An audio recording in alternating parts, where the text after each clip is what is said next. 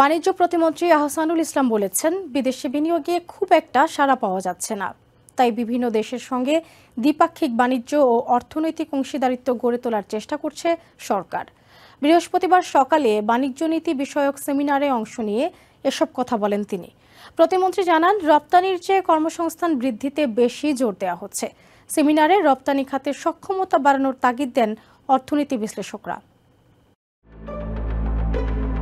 বাংলাদেশের মোট রপ্তানি আয়ের 85% আসে গার্মেন্টস পণ্য থেকে।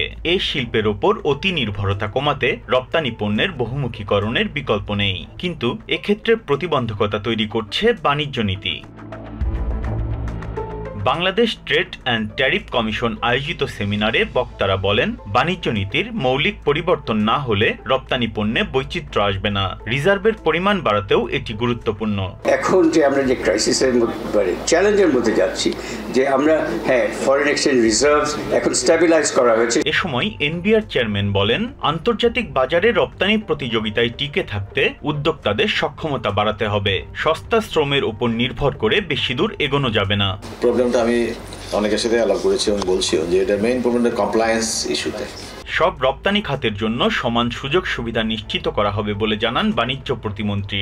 লেদার, জুট এবং অন্যান্য যে এক্সপোর্ট ওরিয়েন্টেড, বিশেষ করে লেদার এবং জুট, বিদেশি বিনিয়োগে সাড়া না পেয়ে দ্বিপাক্ষিক বাণিজ্য বৃদ্ধিতে জোর দেওয়া হচ্ছে বলেও জানান আহসানুল ইসলাম। যে আমরা একাধিক দেশের সাথে এফটিএ নিয়ে কাজ করছি, ইকোনমিক পার্টনারশিপ নিয়ে কাজ করছি। রপ্তানিতে মূল্য সংযোজন কর বাড়ানো হবে, এজন্য আমদানিও বাড়ানো দরকার। তবে রপ্তানির চেয়ে কর্মসংস্থান বৃদ্ধি সরকারের কাছে বেশি গুরুত্বপূর্ণ বলেন বাণিজ্য প্রতিমন্ত্রী। যে কত টাকা এক্সপোর্ট করলাম, কত টাকা ইম্পোর্ট করলাম, এটা ইম্যাটেরিয়াল।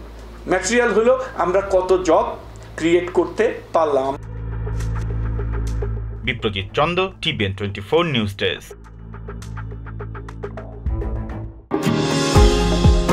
নিউ ইয়র্ক থেকে সম্প্রচারিত টিভিএন 24 টেলিভিশন বিশ্বজুড়ে বাঙালির কণ্ঠস্বর।